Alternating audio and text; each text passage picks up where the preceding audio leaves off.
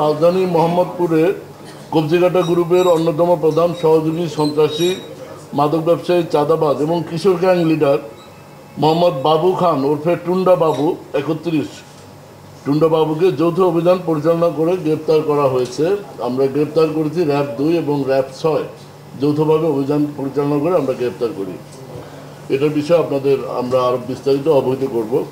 আপনারা জানেন বাংলাদেশ আমার অহংকার এই স্লোগান নিয়ে আমরা র্যাব প্রতিষ্ঠালগ্ন থেকে বিভিন্ন ধরনের অপরাধীদের গ্রেপ্তারের লক্ষ্যে কাজ করছি। অবৈধ অস্ত্র, গোলাবারুদ, চাঁদাবাজ, সন্ত্রাসী, খুনি, ছিনতাইকারী, অপহরণ এবং প্রতারকদের গ্রেপ্তার করে সাধারণ জনগণের আস্থা অর্জন করেছে র্যাব ইতিমধ্যে।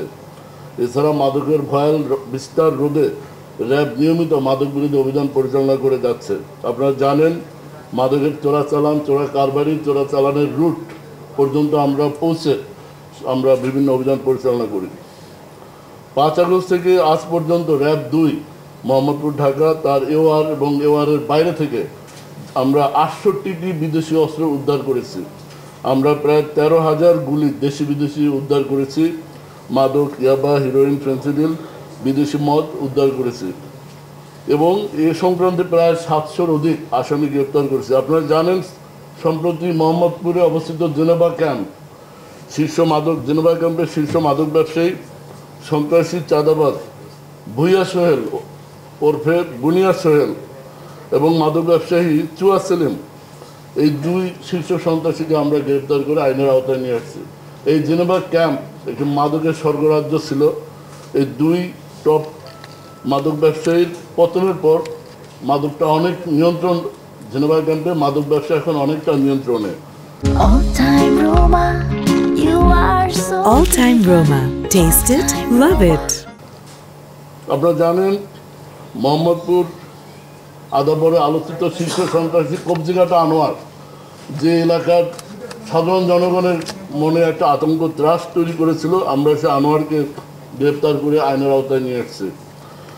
এরই ধারাবাহিকতায় গতকাল 2 জুলাই রাজধানী মোহাম্মদপুরের কবজিঘাটা আনোয়ার গ্রুপের প্রধান সহযোগী, যার কথা বললাম, সন্ত্রাসী মাদক ব্যবসায়ী কিশোর গ্যাং লিডার বাবু খান ওরফে টুন্ডা বাবুকে নড়াইল জেলার লোহাগড়া থানাধীন সিএনবি বাজার এলাকা থেকে র্যাব 2 এবং র্যাব 6 যৌথ অভিযান করে গ্রেপ্তার করে। এই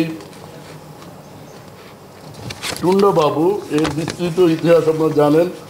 গত 18 ফেব্রুয়ারি 2025 শ্যামলী হাউজিংয়ের 2 নং প্রজেক্ট থেকে এই টুন্ডা বাবুকে আমরা র্যাব 2 গ্রেপ্তার করেছিলাম।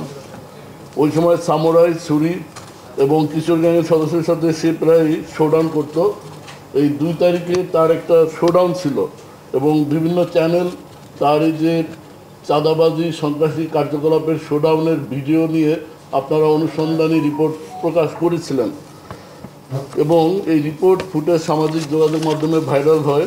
আমরা আগে থেকেই তার উপর নজরদারি রেখেছিলাম। গত 24 ফেব্রুয়ারি আমরা তাকে গ্রেপ্তার করি এবং তার বিরুদ্ধে আইনগত ব্যবস্থা গ্রহণ করে বিজ্ঞ আদালতে প্রেরণ করা হয়।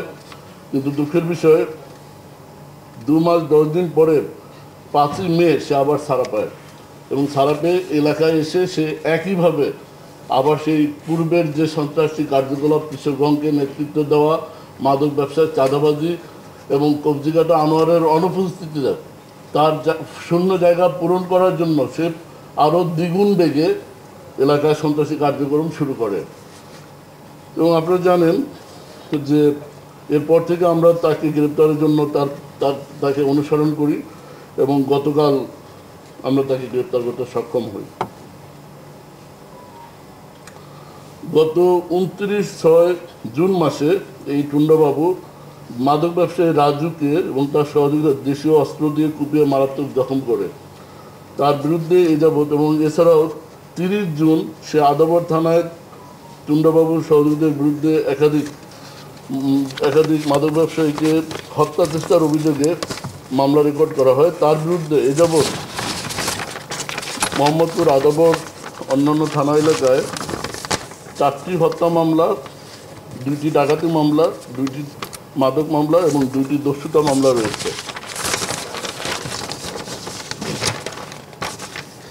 প্রাথমিক জিজ্ঞাসাবাদে টুন্ডাবাবু আমাদের জানায় যে কবজিঘাটা আনোয়ারের সাথে তার এক পর্যায়ে সুসম্পর্ক গড়ে ওঠে এবং সে আনোয়ারের রাইট হ্যান্ড হিসেবে সে কাজ করা শুরু করে।